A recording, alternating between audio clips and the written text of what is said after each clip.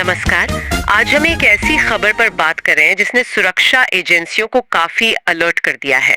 हमारे पास गुजरात एटीएस की एक बड़ी कार्रवाई से जुड़ी कुछ रिपोर्ट्स हैं। इनमें दावा किया गया है कि एक बड़ी आतंकी साजिश को नाकाम किया गया है। जी। ये खबर वाकई गंभीर है। तो हमारा मकसद है कि इन सोर्सेज में जो जानकारी है उसे ठीक से समझें। मतलब हुआ क्या असल में, कौन लोग शामिल बताए जा रहे हैं, उनके इरादे क्या थे और इस पूरी घटना का मतलब क्या निकाला जाए। बिल्कुल। तो चलिए देखते हैं इन दस्तावेजों में क्या क्या बातें सामने आई हैं। हाँ, ये जानकारी मुख्य रूप से गुजरात एटीएस की तरफ से जो बातें आई हैं और मीडिया रिपोर्ट्स पर आधारित है। ठीक है। तो सबसे पहले वो कार्रवाई जिसने ये सब कुछ उजागर किया, गुजरात एटीएस ने अहमदाबाद के पास अडालज है, वहां से 3 लोगों को गिरफ्तार किया है। हाँ, अदालत से। शुरुआती खबरें तो यही कह रही हैं कि उनकी गतिविधियां संदिग्ध थीं और उनका ताल्लुक किसी तरह के आतंकी मंसूबों से था। हाँ, ये गिरफ्तारी अपने आप में तो अहम है ही, लेकिन जो बात इसे और ज्यादा संगीन बना देती है वो है इन गिरफ्तारियों के पीछे के तार। तार? कैसे तार? जैसा रिपोर्ट्स में जिक्र आ रहा है, जांच में पता चला कि इनका कनेक्शन सिर्फ लोकल लेवल तक नहीं था। जानकारी इशारा कर रही है कि इनके तार बॉर्डर पार पाकिस्तान की खुफिया एजेंसी से जुड़े हो सकते हैं। पाकिस्तान की एजेंसी से? हाँ, और साथ ही अंतरराष्ट्रीय आतंकी संगठन आईसिस से भी। आईसिस भी? ये तो बहुत बड़ी बात है। मतलब ये कोई छोटा मोटा ग्रुप नहीं था, इसके पीछे अंतरराष्ट्रीय हाथ हो सकता है। बिल्कुल, सूत्र तो यही बता रहे हैं।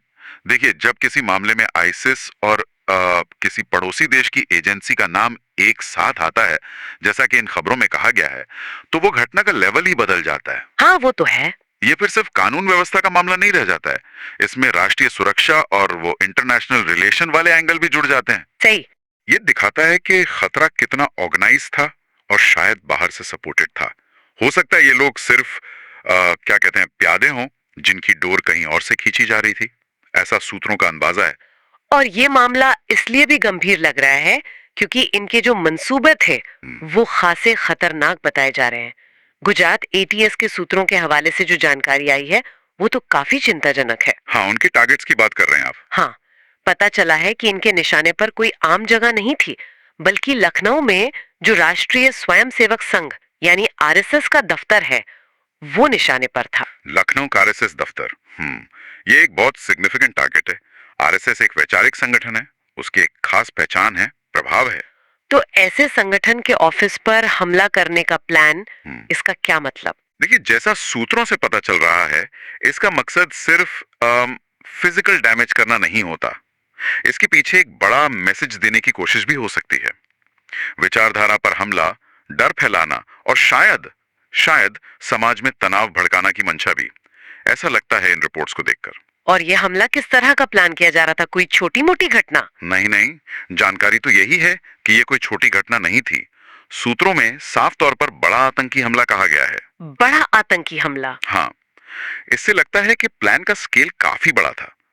मकसद शायद ज्यादा से ज्यादा नुकसान करना और वो सनसनी फैलाना रहा होगा।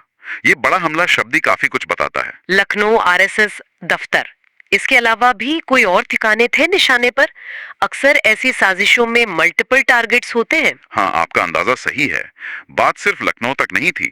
इन रिपोर्ट से ये भी पता चल रहा है कि दिल्ली को भी निशाना बनाने का प्लान था। दिल्ली को भी? कहां पर?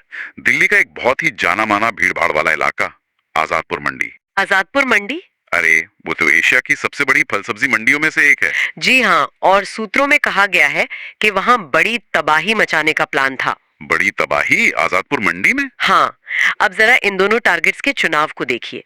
एक तरफ लखनऊ में एक आइडियोलॉजिकल ऑर्गेनाइजेशन का हेडक्वार्टर, सिंबॉलिक। जी। दूसरी तरफ दिल्ली की आजादपुर मंडी, जहाँ हजारों आम लोग होते हैं। किसान, व्यापारी, मजदूर, खरीदार, पूरा एक इकोनॉमिक हब है वो। बिल्कुल सही कहा, और यही बात इस प्लान को और ज्यादा भयानक बनाती है। आजादपुर मंडी जैसी जगह पर बड़ी तबाही का मतलब है सीधा सीधा आम नागरिकों पर हमला, बड़े पैमाने पर जान माल का नुकसान। हाँ, और शहर की जिंदगी को अस्त व्यस्त करना। ये एक तरह का सॉफ्ट टारगेट है, जहां शायद सिक्योरिटी को भेदना आसान समझा गया हो और जहां हमला होने पर दहशत सबसे ज्यादा फैल सकती है।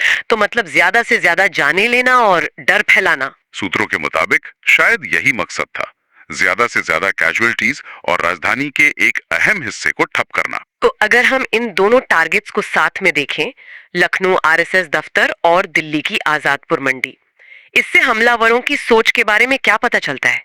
एक वैचारिक निशाना, दूसरा आम नागरिकों का ठिकाना। ये एक दिलचस्प और चिंताजनक कॉम्बिनेशन है। जानकारी के आधार पर ऐसा लग रहा है कि ये एक डुअल स्ट्रैटेजी थी। डुअल स्ट्रैटेजी कैसे? एक तरफ आरएसएस दफ्तर पर हमला करके वो एक खास विचारधारा के लोगों को टारगेट करना चाहते थे, शायद समाज में बंटवारा पैदा करने या खौफ का माहौल बनाने के लिए। दूसरी तरफ आजादपुर मंडी जैसे सिविलियन टारगेट पर हमला करके वो बड़े पैमाने पर मासूम लोगों को मारना चाहते थे और ये संदेश देना कि कोई भी सुरक्षित नहीं है। हाँ बिल्कुल, कि कोई भी कहीं भी निशाना बन सकता है। ये मैक्सिमम दहशत फैलाने का और सरकार सुरक्षा एजेंसियों पर दबाव बनाने का एक क्लासिक तरीका हो सकता है, जैसा हमने आईसिस की कार्यप्रणाली में पहले भी देखा है। तो मतलब सिंबॉलिक और रियल दोनों तरह का नुकसान पहुंचाना चाहते थे। ऐसा ही लगता है, सूत्रों से यही इशारा मिल रहा है। ये वाकई एक बहुत व्यापक और खतरनाक साजिश लग रही है। अब अगर हम पूरी तस्वीर को एक साथ रखें, अडालज में 3 लोगों की गिरफ्तारी हुई। हाँ। उनके तार आईसिस और पाकिस्तानी खुफिया एजेंसी से जुड़ने के संकेत मिले, जैसा सूत्रों में है जी। और फिर लखनऊ में आरएसएस दफ्तर पर बड़े हमले की योजना और दिल्ली की आजादपुर मंडी में बड़ी तबाही मचाने का प्लान, जिसका पर्दाफाश हुआ। इन सबको मिलाकर क्या नतीजा निकालें? गुजरात एटीएस की ये कार्रवाई कितनी महत्वपूर्ण है? देखिए, इन सभी कड़ियों को अगर हम जोड़ें, जैसा कि ये स्रोत बता रहे हैं, तो ये बिल्कुल साफ है कि गुजरात एटीएस ने सिर्फ कुछ संदिग्धों को नहीं पकड़ा है, बल्कि एक बहुत ही गंभीर, सोची समझी और काफी विनाशकारी हो सकने वाली आतंकी साजिश को वक्त रहते नाकाम कर दिया है। मतलब एक बड़ी राष्ट्रीय आपदा टल गई, कहा जा सकता है। ये महज एक रूटीन गिरफ्तारी नहीं है। इसकी गंभीरता इसलिए भी ज्यादा है क्योंकि इसके पीछे कथित तौर पर इंटरनेशनल टेरर ग्रुप और पड़ोसी देश की एजेंसी का हाथ होने की बात आ रही है। और ये घटना हमारे मौजूदा सिक्योरिटी सिनेरियो के बारे में क्या बताती है? ये कई अहम बातें बताती हैं। पहली तो ये, जैसा इन रिपोर्ट से साफ है, कि भारत में आतंकी खतरे अभी भी रियल हैं, एक्टिव हैं, और वो देश के किसी भी हिस्से में सेंसिटिव ठिकानों को निशाना बनाने की कैपेसिटी और इरादा रखते हैं। दूसरी बात, ये टेररिस्ट ग्रुप्स की बदलती स्ट्रैटेजी की तरफ भी इशारा करती है, जिसमें वो वैचारिक प्रतीकों और आम नागरिक ठिकानों दोनों को एक साथ निशाना बना सकते हैं, ताकि ज्यादा से ज्यादा डर और अस्थिरता पैदा की जा सके। और तीसरी और सबसे महत्वपूर्ण बात, ये हमारी सिक्योरिटी और इंटेलिजेंस एजेंसियों की वो सतर्कता और उनकी क्षमताओं को भी दिखाती है। इस तरह की कॉम्प्लेक्स और खतरनाक साजिश का टाइम पर पता लगाना और उसे फेल करना, ये एक बड़ी कामयाबी है। निश्चित रूप से जिस तरह से ये तार जुड़े हुए बताए जा रहे हैं, लोकल लोग, इंटरनेशनल ग्रुप, बाहरी एजेंसी, ये दिखाता है कि जांच कितनी मुश्किल रही होगी, कितना कोऑर्डिनेशन लगा होगा। हाँ बिल्कुल, इस तरह के ऑपरेशन में कई एजेंसियों के बीच तालमेल चाहिए होता है। इंटेलिजेंस को एनालाइज करना, तेजी से एक्शन लेना, ये सब जरूरी होता है। सूत्रों के अनुसार गुजरात एटीएस ने इसमें काफी कुशलता दिखाई है। हाँ, ये भी सोचना होगा कि ऐसी साजिशें तो बहुत गोपनीय तरीके से रची जाती हैं। उनका पता लगाना ही अपने आप में एक चैलेंज होता है। तो इन स्रोतों के हिसाब से एटीएस की ये सफलता बताती है कि हमारा निगरानी और खुफिया तंत्र काम कर रहा है। कम से कम इस केस में तो ऐसा ही लगता है। तो कुल मिलाकर आज हमने गुजरात एटीएस की इस कार्रवाई और उनके द्वारा नाकाम की गई आईएसआईएस की आतंकी योजना के मुख्य पहलुओं को समझा। अडालज में गिरफ्तारियां हुई, पाकिस्तान और आईएसआईएस से लिंक सामने आए, जैसा सूत्रों में कहा गया, और लखनऊ आरएसएस दफ्तर, दिल्ली आजादपुर मंडी जैसे हाई प्रोफाइल ठिकानों को निशाना बनाने की साजिश का पता चला। सही कहा आपने।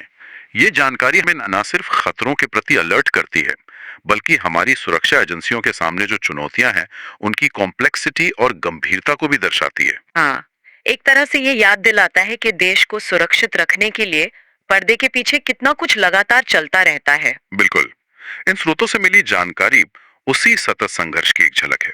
इस पूरी बातचीत और इन स्रोतों से मिली जानकारी पर सोचते हुए एक सवाल मन में आता है। जैसा कि इन रिपोर्ट्स में इशारा है, आतंकी या चरमपंथी समूह अपने टारगेट्स चुनते कैसे हैं?